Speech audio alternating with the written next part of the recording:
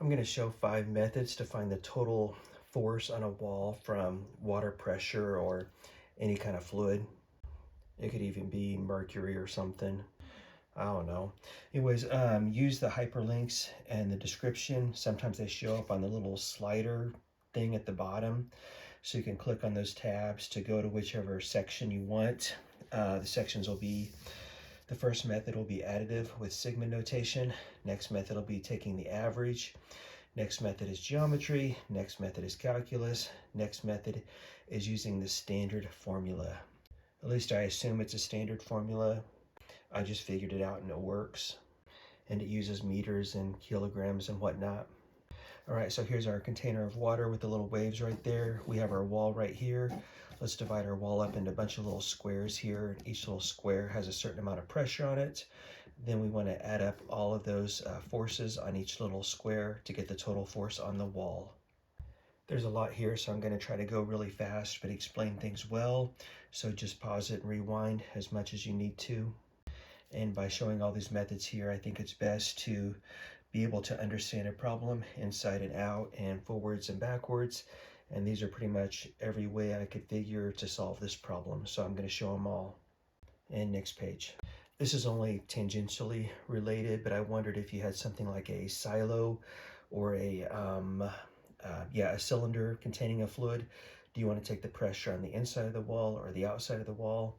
That's for the engineers to decide, but the inside of the wall would have more pressure because if this is all bricks here, you're going to have more pressure per brick. And then if you have a really thick castle wall here or whatever, you have a lot more bricks here to hold out the pressure. Same thing with a square right here. If you have a square holding the liquid right here, and then you have a thick concrete or thick walls, I assume you'd want to take the pressure from the inside of the container and not the outside. Also another tangent, if you are getting the total force on a cylinder that's holding a liquid, it looks like you're just going to want to cut the cylinder in two and then stretch it out into one singular wall, because you're going to want to get the pressure on every brick or every section.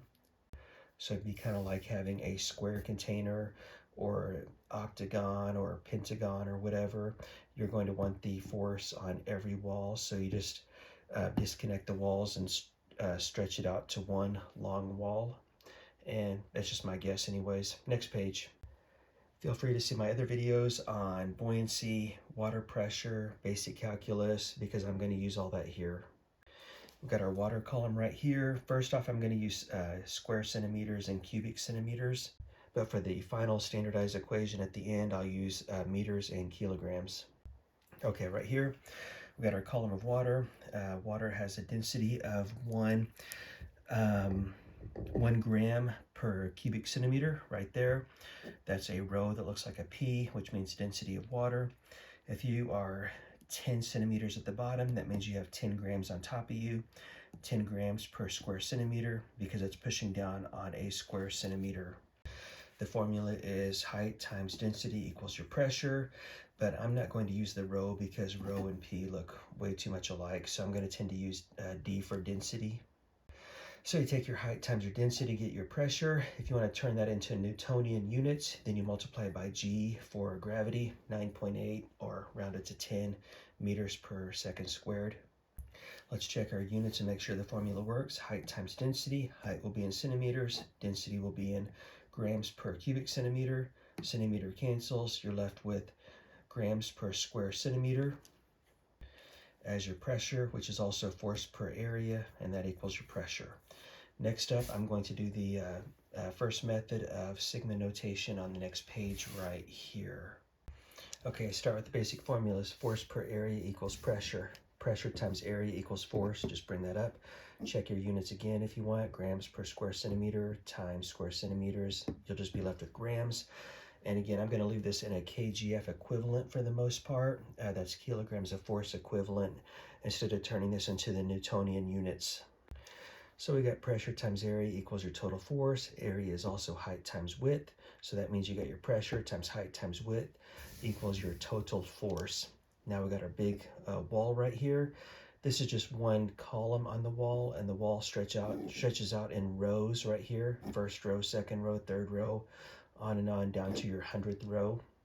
So for our first row of water pressure right here, if you're at the very bottom of this 1 centimeter of water, you are under 1 gram per square centimeter of pressure. And I messed up right here. Yeah, that's a 2. Sorry, I thought that was a 3. So yeah, 1 gram per square centimeter of pressure right here on the bottom. Multiply, so that's your pressure. Multiply that times the height, which is 1 centimeter for the height of that little block. This is your row right here, times the width. Let's make it 100 centimeters. Let's say our wall is 1 square centimeter. And I don't know where I'll write that. Sorry, I said 1 square centimeter. 1 square meter wall. There we go. Let's go down one more row. Now we're at this line right here. We're going to have 2 grams of water on top of us. 2 grams per square centimeter is the pressure, because that 2 grams is pushing down on a square centimeter on the bottom, times the height, which is 1 centimeter, times the width, which is 100 centimeters. The trend goes on, and let's see here, it goes on and on and on. Down to the very bottom, you'll be 100 centimeters deep. Our wall is 1 meter by 1 meter, or 100 centimeters by 100 centimeters. So at the very bottom, you'll have 100 grams per square centimeter right there, times 1 centimeter for the height of your little row, times 100 centimeters for the width. I forgot to mention also, when you're doing the summary notation here, this is actually just an estimate. It's not exact. It's also the longest and most complicated method, I think. Okay, next page, I'll show how to put this together. Right here, since we have, what do we have here? We have the 1 gram plus 2 plus 3 plus 4 and up to 100, and we multiply each one by 100. So that's 1 times 100 plus 2 times 100 plus 3 times 100. Simplifies out to 100 times the quantity, 1 plus 2 plus 3 on up to 100, because you can distribute that 100 through. Use the summary notation right here, x starting with 1, which is our first row right here, all the way up to our 100th row, because each row is going to have an individual water pressure on it. And we have to multiply by the width, which is 100 right there. That'll give us 505,000 grams. Comes out to be 505 kilograms for an estimate as our total force. And again, remember, all we're doing is taking pressure times area, or pressure times height times width. And next page. All right, just to run this into the ground, I'm going to show how you can get increased accuracy by taking smaller increments. Let's take our cubic centimeter of water, 1 centimeter right there, there's 1 millimeter, 1 cubic millimeter. See my other video if you want to see how to convert from one area to another area, or one volume to another volume. But here we got 1 millimeter, so now I'm going to take this wall into millimeter slices instead of centimeter slices. So 1 millimeter is 0.1 centimeters. That's 0.1 times 0.1 times 0.1. 0.1 in all dimensions gives you 0.001 cubic centimeters. Density of water is 1 gram per cubic centimeter. Thus, we end up with 0.001 grams per cubic millimeter, because that's what we're looking at right there. 0.001 gram is the same thing as a milligram, so that's convenient. We have now 1 milligram per cubic millimeter of the density of water. We redo the problem now, but now we have finer increments. So instead of going down 100 units for 100 centimeters, now we go down 1,000, because our wall will still be 1 square meter. I wrote it right there. So the first row will be 1 milligram per 1 milligram per square millimeter for the pressure, multiplied by 1,000 this time, because our wall is 1,000 units, or 1,000 millimeters. Follow the same trend we just did with centimeters, but now we change our numbers. So instead of multiplying by 100, we multiply by 1,000, and we use our sigma notation from 1 to 1,000. We get 5.005 times 10 to the 8th milligrams. Set up your conversion equation. Milligrams, 10 to the 3rd milligrams equals a gram. 10 to the 3rd grams equals a kilogram. Then you end up with 500.5 kilograms of force, kgf. And I need to move this down here. So let's see here. Okay, yes, 500.5 kgf of force multiplied by 9.8 or 10 to turn that into Newtonian units. And again, that's an estimate, but notice how 500.5, this is going to be more accurate than our previous number, which was, I think, 505. Yeah, our last number was 505 kilograms. So we're getting closer to that 500 kgf of force. So this is the long, complicated, clunky way with the sigma notation. On the next pages, the next ones are going to go really easy because I'm going to do an average on one, and then I'm going to use geometry, and then I'm going to use calculus, and those are all shorter methods. Next page. Here's the way to do it with an average right here. Just go halfway down your wall. Again, we have 1 square centimeter right here, or sorry, 1 square meter, 1 meter by 1 meter. Halfway down will be 50 centimeters. That will give you 50 grams per square centimeter of pressure. Multiply that by your total area, which is 100 by 100 centimeters, and which comes out to be 10,000 square centimeters, and you'll end up with a even 500 kilograms of force. All right, and then next up for geometry, I'll use the same formula. Force per area equals pressure, so therefore pressure times area equals your force. The units will cancel out and do what they're supposed to do. Now for the geometry method, pressure times area is force. So we must figure out a way to multiply these two together. We got to figure out a way to draw up a graph to use the geometry, and we absolutely have to multiply pressure times area if we want to get total force. I'm going to T there because we want the total force on that wall. So here's how we do it. Make our graph like this, x-axis, y-axis. On the bottom, like I said, we have to multiply pressure times area. On the bottom, we'll do pressure. On the, x-axis is pressure, y-axis will be area. Now we can multiply our pressure times our area. If our pressure is, say, at the very bottom, 100 grams per square centimeter, right there, we simply take our pressure. Actually, area equals height times width, but height is also the same thing as pressure because we're dealing with the density of water. Width will be 100 centimeters going across the wall, as I showed previously. So it'll just be 100 times P, and that will equal our area. The reason I had to turn area into P is because you need to make your y-axis, you need to set your y-axis in relation to your x-axis where they have that same variable. Okay, now for the geometry, 1/2 times base times height equals your total force. Notice here as you go increase in depth, you're going to increase your pressure from 1 gram per square centimeters, 2 grams per square centimeters, 3. Then notice right here, when you're at 1 gram per square centimeter, your area is going to equal 100 because you're going to go down on that row. You're going to go down 1 and you're going to go across 100 centimeters. And the trend just goes on like that the whole way. Anyways, we want the total force, so we want the area under this line or the area under the curve. I'm thinking I need to explain this better also maybe. So when you're down 1 centimeter, then you have an area of 100. But now if you're down 2 centimeters, right here we go down 2 centimeters, we go over 100. So we have 100 centimeters times 2 centimeters, that's our area. And then when we go down 3 centimeters, it's 3 centimeters deep times 100 centimeters across. So right here at 3, then we'll be at 300 will be the area. And I'm going to show here how I turned height into pressure. Height times density equals pressure, so height equals pressure over density. The density of water is 1, so that just means height equals pressure. I want to multiply my pressure times my area to get the total force on the wall. So I can just use the basic geometry. I want the area of half of a square here, or half of a rectangle, whatever. It's just 1/2 base times height. That will equal the total force, which is the area under the curve or area under the line. So 1/2 times 100 times 10,000, because 10,000 is the area, 100 centimeters by 100 centimeters. And then 100 is the pressure. That gives me 500,000 grams or 500 kilograms. And next page. I'll leave the graph up right here because it's the same thing.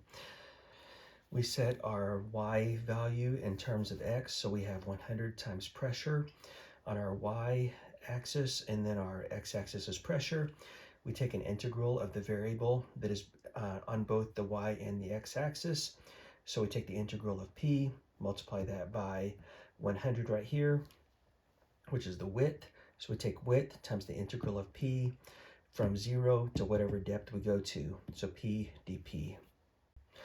Turn width into 100, that gives us our total force right here anyways. So we get 100 times 1/2 p squared.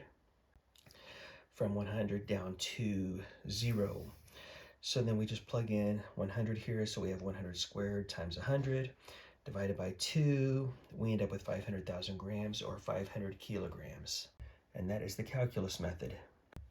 Next up, I will derive the standard formula, or at least what I assume to be the standard formula. I don't do a lot of research or homework with this stuff. I just have fun figuring out the problems and deriving them, and then I make a video.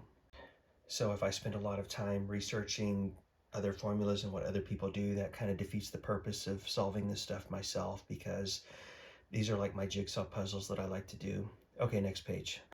All right, again, we have pressure on the x-axis, we have area on the y-axis. Pressure is your height times density times your acceleration from gravity, if you want to keep that as Newtonian units, as I showed toward the beginning of this video. Pressure times area equals your total force. Let's see here, what else we got? Area equals your height times your width. So then pressure times area is your total force. Let's take our H right here and let's isolate this. So we get pressure divided by density times gravity. As I said before, I'm not using rho because it looks identical to P. So we got pressure over dg equals H. Now up here on the y-axis, we have area equals height times width. That means we can turn that height into pressure over dg. So it's, what did I do here? I kind of did a couple extra moves here. I took width right here, and then height is going to be pressure divided by dg, but instead I took pressure times 1 over dg. This way I could keep pressure separate, so I could take the integral of it and not be confused. If I have pressure on top of dg, it just looks weird to take an integral of that. Okay, so now we can pull everything out except for the pressure. We got the width, we got 1 over dg, so width times 1 over density times acceleration from gravity times the integral of pressure from the top to the bottom of our wall. And just plug in a number here to make sure everything looks good. We're going to be dealing with our same 1 square meter wall, but now we're working with kilograms and we are using acceleration from gravity. The integral of pressure is just 1/2 p squared right there. Let's plug in 10 to the 4th newtons right here for our x-axis. And by the way, you can take this 10,000 newtons here on your x-axis, plug that into your y-axis over here. So the width will be 1 meter. The pressure will be 10,000 newtons. Divide that by the density, which is 1,000 kilograms per square meter. Divide that by 10. You'll end up with 1 meter right up here on the top. Or sorry, 1 square meter for the area. So I did that to make sure everything looked right. Now we can multiply our pressure times our area to get our total force, and we'll do this by taking an integral. Let's see here. So just plug and chug with the numbers. The width is just 1 meter times 1 over the quantity, 1,000 kilograms per cubic meter times 10 for acceleration from gravity times 1/2 p squared. We're going to do this from 10 to the 4th newtons down to 0. 10 to the 4th newtons is 10,000 newtons right here. This 10,000 newtons will be the pressure at the bottom of our wall. And actually that's 10,000 newtons per square meter. It's not just 10,000 newtons. So 10,000 is the same thing as 10 to the 4th.